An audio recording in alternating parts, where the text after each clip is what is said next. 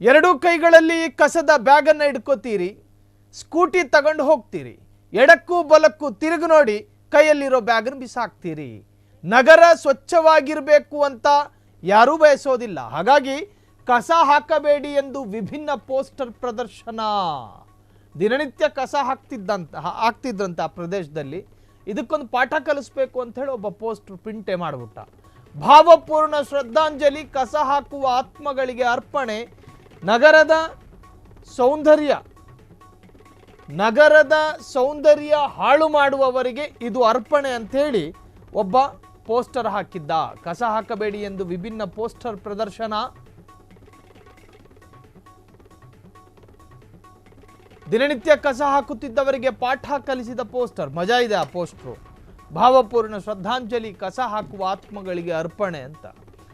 ದಿನನಿತ್ಯ ಕಸ ಹಾಕೋದಂತಲ್ಲಿ ಮನೇಲಿ ಬೆಕ್ಕು 4-5 ಮರಿ ಇಟ್ಟಿರುತ್ತೆ, ಅದನ್ನೂ ಬ್ಯಾಗಿಗೆ ತುಂಬಿಸ್ಕೊಳ್ಳೋದು, ಈ ಕಸ ಬಿಸಾಕೋ ಜಾಗಕ್ಕೆ ಬಿಸಾಕೋದು ಅಮಾನವೀಯವಾಗಿ. ನಾಯಿ ಮರಿಗಳನ್ನು ಬಿಸಾಕೋದು, ಆ ನಾಯಿ ಮರಿ ಬಾಯಿಗಳಿಗೆ ಪ್ಲಾಸ್ಟರ್ ಅಂಟಿಸೋದು, ಹೀಗೆ ಅಧ್ವಾನದ ಮೇಲೆ ಅಧ್ವಾನ ಇರುತ್ತೆ ಕೆಲವೊಂದು ಕಡೆ. ಆ ಪೋಸ್ಟರು ಕರೆಕ್ಟಾಗಿ ಕಂಡ್ರೆ ಅದರಲ್ಲೊಂದಷ್ಟು ಬರಹ ಕಾಣಿಸುತ್ತೆ. ನಿನ್ನ ಹೆಣ ಸುಡೋದಕ್ಕಿನ್ನೂ ಕಸ ಬೇಕು, ಹಾಗಾಗಿ ಕಸ ತಂದು ಹಾಕು, ಕಸದೊಂದಿಗೆ ನಿನ್ನ ಡ್ಯಾಶ್ ಡ್ಯಾಶ್ ಇಲ್ಲೇ ಮಾಡುವ ಅಂಥೇಳಿ ಬರೆದೊಂದು ಪೋಸ್ಟ್ರು. ಕೆಳಗೆ ಭಾವಪೂರ್ಣ ಶ್ರದ್ಧಾಂಜಲಿ, ಇಲ್ಲಿ ಕಸ ಹಾಕುವ ಆತ್ಮಗಳಿಗೆ ಅರ್ಪಣೆ, ಪ್ರಕಟಣೆ ನಾನು. ಅಂದರೆ ಅಲ್ಲಿ ದಿನನಿತ್ಯ ಪ್ರದೇಶ, ಇದು ದಕ್ಷಿಣ ಕನ್ನಡ ಜಿಲ್ಲೆಯಲ್ಲಿ ನಡೆದಿರುವಂಥ ಘಟನೆ.